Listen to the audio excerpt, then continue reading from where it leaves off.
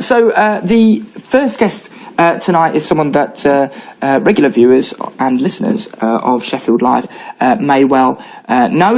He's a man who describes himself as an active citizen and is here representing Sheffield for democracy, and it's Nigel Slack. Nigel, welcome. Good morning. Thank you. Good morning. Oh God, it is as well, isn't it? I'm afraid, yes. Oh, God. Well, okay, it can only get better. It's actually Friday now, isn't it? It's you have Friday. to get into this thing of, it is Friday, okay. So, Nigel, obviously the whole jamboree around elections is seemingly a celebration of democracy, but you consider democracy to be a far more broad process, don't you? And I was wondering, I suppose, as an active citizen, how is democracy acted upon or conceived in the day-to-day workings of your role in Sheffield? Within Sheffield, basically what both myself and Sheffield Democracy try to achieve is greater accountability and greater transparency about democracy. So it's not just about what happens when people make their cross on their ballot paper and post it in that little black box so that they've actually registered their vote. That's then counted. We have a bunch of representatives, allegedly, representing our views that arrive at council. It has to be said within Sheffield, they'll probably have a slightly higher level of turnout this time round because it coincides with the general election. But normally in Sheffield, councillors are elected by only 1 in 5 of the electorate. Really? Correct. 1 in 5? 1 in 5. So they're not exactly representative of the majority of the people in Sheffield. Sure. As a result, one of the things that we feel is very important, both me individually but also with Sheffield for Democracy, is that they should be as open and transparent about what they do and how they do it and the decisions they make as possible. And that's where we see our role in terms of our interaction with local government in particular and the Sheffield City Council as the main part of that locally. It's seeing that they are doing things in a very open and transparent way and that they can be held accountable by the public between the ballot boxes. To what extent do you think, how receptive is the council? In Sheffield, obviously, that's the perspective you've got. How receptive is the council to probing and criticism and that rigour that is so valuable for democracy? Yeah. It's a mixed picture. Okay. It depends on the individual councillors. A number of the individual councillors are very open to being involved and interrogated to a large extent by the local public. Most councillors have their surgeries. I think those are useful in different ways to different people depending upon what they're trying to achieve and which party their local councillor belongs to. But in terms of the council as a decision-making body, they are generally receptive to public engagement. Most council meetings have a segment for public involvement where you can either ask questions, present petitions, or in other ways interact with the people who make the decisions, whether it's at full council or whether it's the true decision makers in the city, which is the cabinet, the people that are in charge of the various portfolios within the decision-making process. But generally they are receptive to that type of public engagement. The responses that you may get can vary depending upon how much notice you give them so that they can find the answer and just how awkward the question is as to how much of an answer they want to give you. So persistence is the key and following through on different areas like the scrutiny boards, because each decision-making cabinet member has a scrutiny board that overviews the way they operate. That's a mixed board with both administration and opposition councillors on board. So there is much more opportunity than in many councils around the country to get involved as a member of the public, and that's the important part as far as we're concerned. It's that public engagement. More widely than Sheffield, do you feel that the current system that we have, including first past the post, do you think that is democracy? Do you think it's as good as it can be, or do you kind of just work within the current system and put up with it? No, as far as Sheffield for Democracy is concerned, we are very active campaigners for the end of first past the post. Yeah. We firmly believe that a form of proportional representation is the only way to actually give every voter a feeling that their vote makes a difference. Absolutely. Because with first past the post, you have a situation in this country. I read an interesting fact only yesterday that the SNP will poll slightly over 4% of the national UK vote, right, and end up with 40 odd seats potentially tonight. Yeah. On the other hand, the Green Party will poll a very similar number of votes. And we'll be lucky to end up with 1 seat tonight. And that's because the votes for the SNP are very concentrated in a particular constituencies, Exactly. whereas the Greens are much more widely spread across the country. Now, if you were to look at a more proportional representational view, you could still reflect that regional difference, but within smaller segments of those regions, you could actually have a much more representative version of democracy. And certainly within local council, where we have three seat wards anyway, so every ward has 3 councillors, it would be so simple to introduce proportional representation and get a much more balanced council chamber. Absolutely. Okay, brilliant. I mean, in terms of kind of how we've talked about the council, we talked about the scrutiny boards, and there is scope there to probe and to ask questions as you do. But there are also other bodies that are seemingly a little bit more in the shadows that have involvement in local decision making, but aren't simply part of the council. That's right, isn't there? And perhaps people need to look a bit more into this, because today we've had 2 forums in which to make decisions: Parliament, House of Commons, and Sheffield City Council. But there are also these other bodies, aren't there? Can you talk a little bit about that? There are a number of bodies that impact on the way that decisions are made in Sheffield. The most important one probably at the moment is the new combined authority, what's known as the Sheffield City Region Combined Authority. That actually consists of, if I remember rightly, 9 local authorities. The 4 metro councils, in other words, Sheffield, Barnsley, Rotherham and Doncaster, are represented on there. But also we have councils from North East Derbyshire and North Nottinghamshire, who are part of that body. And it's a reflection of the economic power that Sheffield is and how it affects the surrounding local councils. Now, as a result, those councils have got together to try and create more of a well of funding for all of the councils in that area.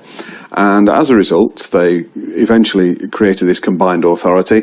The most famous one that we know of in the north at the moment is obviously Greater Manchester Combined Authority, who had the big so-called devolution settlements at the end of last year. The Sheffield City region has resisted a similar deal because they have been unwilling to take on a directly elected mayor to cover the area. So that's the sort of trade-off. That's the trade-off that was made at that time. They have still accessed some significant funding for the local authorities, but it is very much economically biased. And that's the thing about the combined authority in the Sheffield City region. It's very much an economic powerhouse. It's backed up by what's known as the Local Enterprise Partnership, which is a completely opaque organisation that we know little about. It doesn't meet in public. It publishes its minutes as and when it feels it should, but it has a very resistant approach to public engagement. Okay, I'm just going to jump in there because I do want to bring in some kind of the updates from the election as well.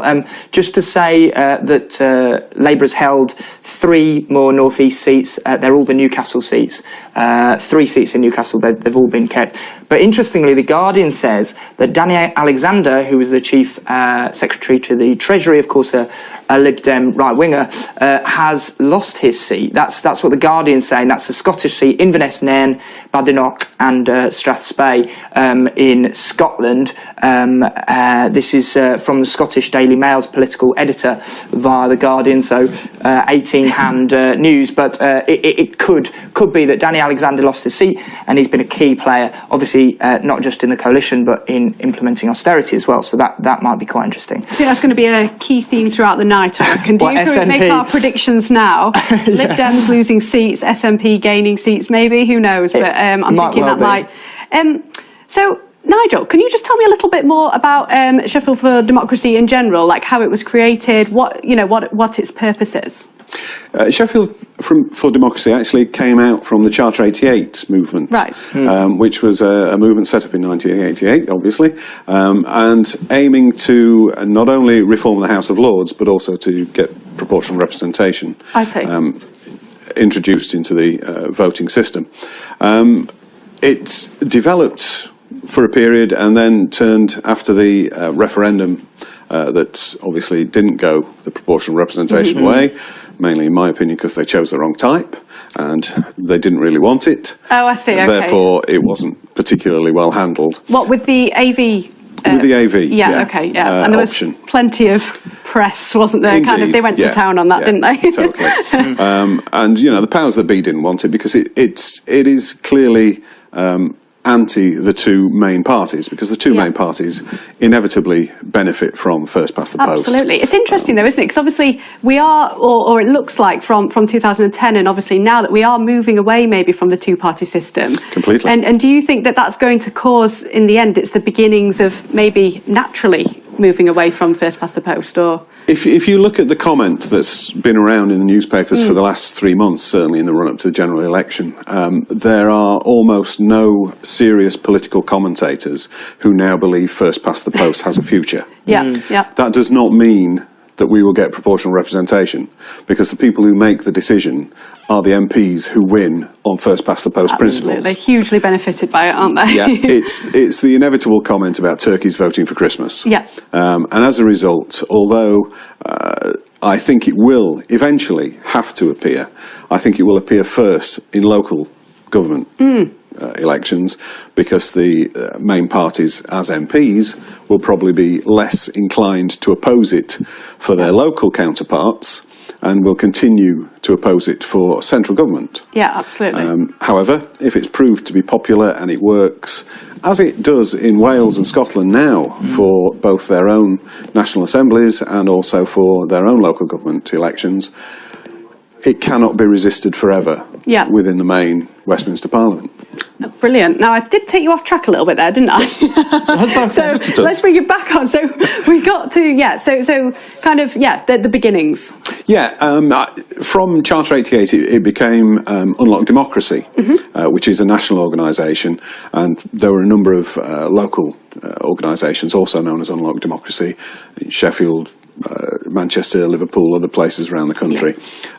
And more recently, Sheffield for Democracy decided to change its name to Sheffield for Democracy to reflect more directly our involvement within the city rather than as an adjunct to a national organisation.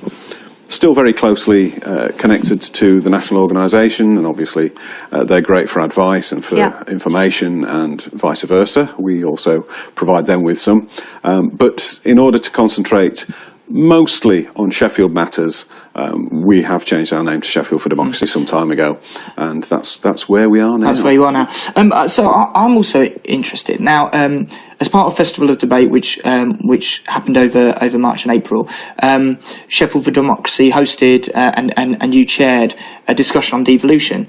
Now that was a very interesting debate from people with all sorts of perspectives, and a very impassioned contribution from a member of Commonweal, which is the radical Scottish devolution campaign, independence campaign. Excuse me. Robin McAlpine was fascinating. Robin McAlpine, absolutely. Yeah. So what I was wondering is, it would suggest to most people that when you say devolution, that the devolving of powers downwards is necessarily a good democratic move.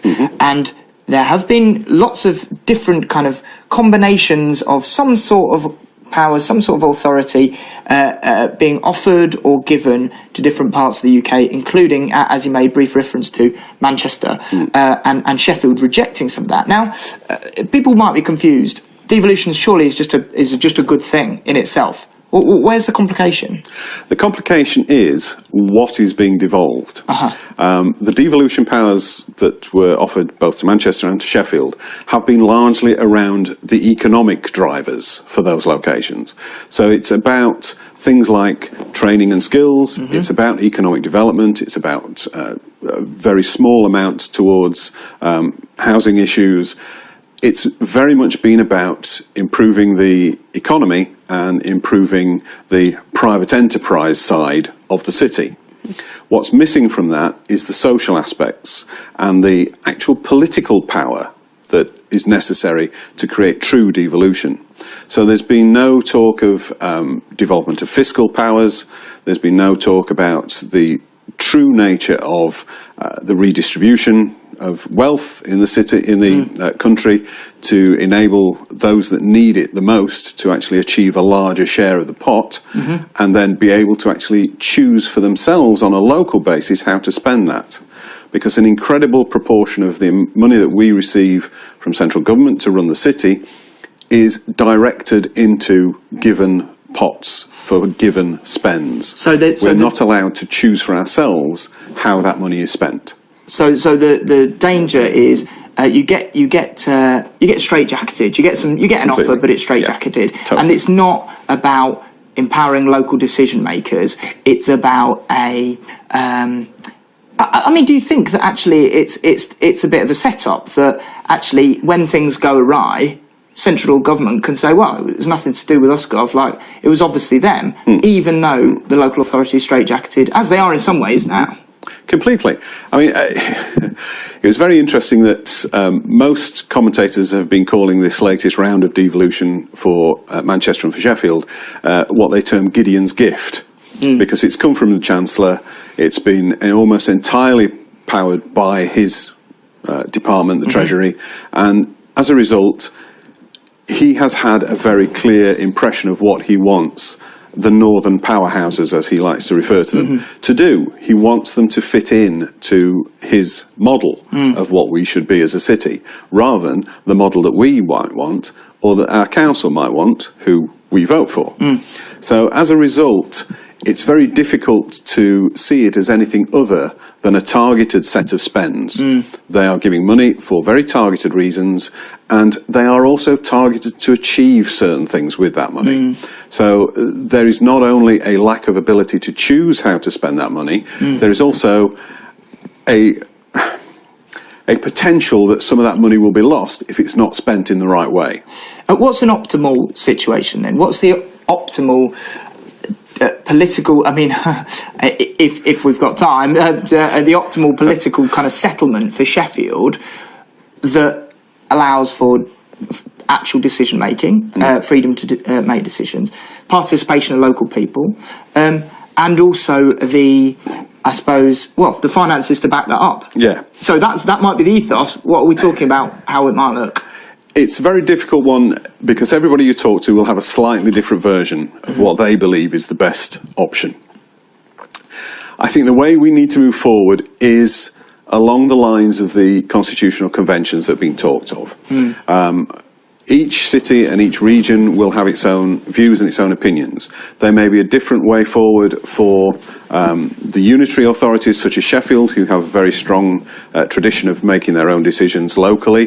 What they need is to actually have that power properly and constitutionally, so legally set in stone, as part of their settlement. Yes. Because the one problem we have, even with Gideon's gift, as we've referred to it, is that it could be taken away tomorrow. If the Tories are in power tomorrow and they decide, oh, that's all right, we've got another 5 years now, we'll forget devolution for Manchester and Sheffield, we don't need to do that anymore, we can just take it off them again. As a result, it's not a permanent fixture, and no real decision-making body can operate in a way where it's unable to set its sights 5, 10 or 20 years in the future. Without a proper constitutional settlement, you're not able to do that, because governments can change every 5 years, as we know, and as a result, 5 years down the line, all your plans can be scuppered by government deciding to take away the powers that they've given you 5 years previously.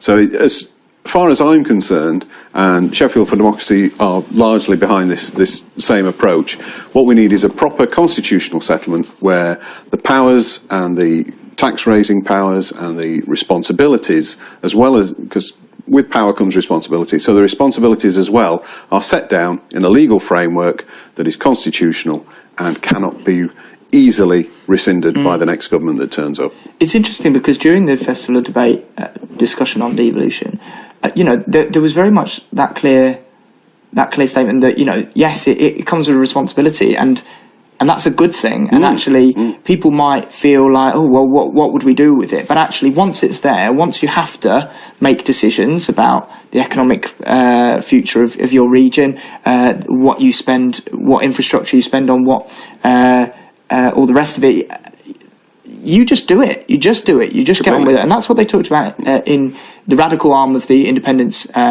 campaign in Scotland, of course. Whether or not, of course, the SNP, when, if they do indeed sweep all but one seat in Scotland, which is what's being forecast at the moment, whether they'll actually allow that, because, they're for proportional representation on paper, but it'd be interesting to see whether they actually go along with Robin and Commonweal's approach, because it's pretty much towards anarchism, isn't it? I mean, in its pure sense of the word, not in terms of chaos, but You'd in like terms that, of actual. wouldn't you? I probably would, yeah. Although I'm not for independence, it must be said. Although, of course, I'm completely unbiased. Yeah. But it's all right. The Ofcom rules are finished. We're free. We've got free reign now, apart from swearing. Is it likely that even a party like the SNP that's kind of touting its social democratic credentials and its proportional representation would allow such radical ideas that he was talking about? Well, interestingly, within Scotland itself, local councils are as poorly represented in terms of their devolution within the country of Scotland as Sheffield is within the country of England. We complain about everything being decided for the city at Westminster. Local councils in Scotland, and Robin McAlpine echoed this when he came down, are just as concerned about the fact that Holyrood rules the roost when it comes to Scotland. And again, it is a very centralised organisation up there as well.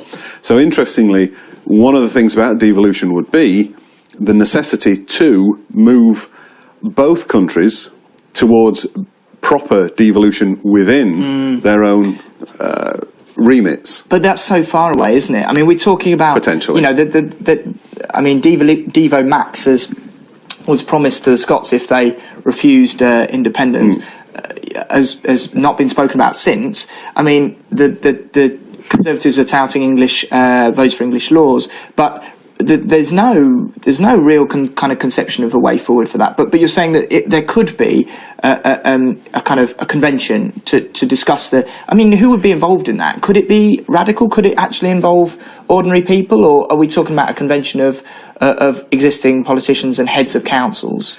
Not only could it involve local people, it should involve local people. Okay. And in fact, to have any credibility in terms of a real step towards proper devolution, it needs to involve local people, because if local people aren't getting a say in how their devolution works, because as I say, unitary authorities are one thing, all the decision making can be encompassed in one body there. You go to somewhere like Derbyshire where you've got a county council and local district councils, you have a different situation there and may need a slightly different response. The other thing is, you may find that some places, like Bristol, who've already got a mayor, may be very keen to keep their mayoral approach when devolution arrives in the southwest. South Yorkshire, Sheffield, we are less inclined towards elected mayors because we do not want a Boris. Yeah. We are much more flat in terms of the way we like our decision making. We like as many people as possible to be involved. So if you've only got one person involved, that's the worst of all possible situations as far as we're concerned. We want a big group, have a big argument about it, and hopefully come out the other side. Come out with a consensus that everybody can actually buy into. Okay. Just a little bit of breaking news. From the exit polls, it's looking very likely that Sheffield Hallam is going to remain Lib Dem, which means Nick Clegg will keep his seat, and unfortunately Labour, who was perhaps set to maybe, rival him, are not going to be triumphant. Obviously, that's only the polls so far, so we haven't got 100%. It's looking like the 38% share of Lib Dems for this general election, which is down from 53%. Now, we did notice in the news, didn't we, that potentially normal Tory voters in Sheffield Hallam were perhaps going to switch their vote to Lib Dem in a bid to keep Labour out. So it'd be interesting to see if that's the reason why Clegg's kind of clung on. Yes, of course. I mean, I spoke to Ian Walker, the Conservative Party candidate for Hallam, and he was very effusive in denying that could possibly be the case. They're fighting for a Tory majority in Hallam, but he also said that the Lib Dems are playing quite the game, having in 2010 tried to woo Labour voters, and now turning rightwards with a greater threat of Oliver Coppard, who's come from very few. Labour, of course, come from single-digit figures in 2010 and in the preceding couple of years, and now we're rivaling 1 point above in Lord Ashcroft's polls, and more recently just 3% down, 36 to 33. So it would be very interesting, but there has been quite a threat in Hallam. But I do know that people living in Fulwood and the better parts of town have received absolutely ton loads of. Oh, that was close, wasn't it? Ton loads of Lib Dem literature through the door. So they've been trying hard, although Nick Clegg is yet to attend a hustings. Yeah, he's been very elusive, actually, including when we asked him to come on here. It didn't come on for some reason, don't know why. However, we will be hearing later in the programme from Professor Charles Patty from the University of Sheffield, who gives us some kind of close analysis of the Sheffield Hallam constituency and its seat. So we'll look forward to hearing that as well. So all of that, of course, is to come. But we are here with Nigel Slack. We will eventually, technical resources allowing, be linking up with the Count, with Mickey Khan and Sankita Basudev at the English Institute of Sport to hear the results as they come in, but we're not expecting anything from Sheffield till probably more like 3 a.m. So you do need to stick with us, have some Red Bull, something stronger, whatever's your tipple, and keep awake. We will also have some spoken word, I think, in a few minutes. Something from that will wake you up. Local, that'd be great. From a local spoken word artist called Matt Black. So we'll have that in just a few minutes. But we are still here with Nigel Slack, who is representing Sheffield for Democracy. Nigel, now we've talked about devolution and the pitfalls of it, the kind of what did you call it? Gideon's gift. Gideon's gift. Is it a biblical reference? No, I'm Jewish, but I should Osborne's probably middle know name that. is Gideon. Oh, okay, that's right. Sounds quite biblical, doesn't it? That was something on election bingo that I saw. Finding out the candidates' embarrassing middle names is always a great joy. The Tories are a well of embarrassing middle names, I'm sure. So are you, actually. Thank you. We'll not go into that. We'll leave that there. So we've talked about devolution and the pitfalls of a kind of a very controlled central kind of pot that, or with multiple Pinocchio-style strings attached. And we've talked about kind of what would be a better settlement. But in the current situation, what would actually improve in terms of local institutions? Democratic participation. What could a few just little things that we could actually achieve without the big electoral form that Laura spoke to you about earlier, or indeed without devolution? What sort of small institutional or structural changes could we tweak to allow Sheffield people to feel more part of decision making? That's quite a difficult one, because we are in a situation at the moment, we are being oppressed by austerity in this city. As everybody knows, the £60 million out of the budget again this year, already lost half our budget over the last 5 years. It's not a situation that makes for easy decisions. And the difficulty in all those is that every member of the public will have a different area that they want to protect, and bluntly we cannot protect them all. It's unfortunate. What we need to do is to work on getting rid of austerity, because the sooner we can be responsible for our own money within Sheffield, rather than spending it according to central government diktats, the sooner we can start to repair the damage that's being done. And that really does require that big move of devolution. In terms of what local people can do to get more involved themselves in the way that decisions are made in Sheffield, it's currently about working within the current layout. So if you can, go to council meetings. If you can, ask questions. One thing that is coming up in the very near future, I am told, and I will hold them to their promise, is that council meetings will be webcast. Oh, nice. Or at least two of them will be. The main council meeting that's held in the council chamber with the Lord Mayor in all his bling, and the cabinet meetings, which is where the main decisions are made for the city, will both be webcast within a very short period of time. The council are on negotiating with our major outsourcing contractors to fund that. Hopefully they will do what is right, and they will actually put some of the millions of profits that they take out of this city every year back into the city to improve its democracy. And then people will be able to see what happens and how decisions are made, either live when they happen, because it will be webcast live, or they'll be able to watch it at their leisure at some more convenient time when they're not working or the kids are in bed or whatever, and they will then have a much better idea of what's happening and how decisions are made. Now, you talk about working within the current system. Obviously, there's been a lot of, mainly thanks to Russell Brand, I'm sure you're thankful to me for mentioning him, been a lot of talk about, forget the current system, don't get involved with it, we want a revolution instead. What's your opinion on that? There is space for both approaches, because whilst I'm not someone who gets involved in direct action very much myself, I'm much more comfortable and much better at working within the system and actually influencing from the inside. There is space and there is a need for direct action. The direct action that's been undertaken by UK Uncut in terms of tax dodging and various other issues that they've been involved in around ATOS and the workfare systems, those have worked really well. And expressing your disgust at what's happening through actually getting on the streets and making a noise is a good way to express your view.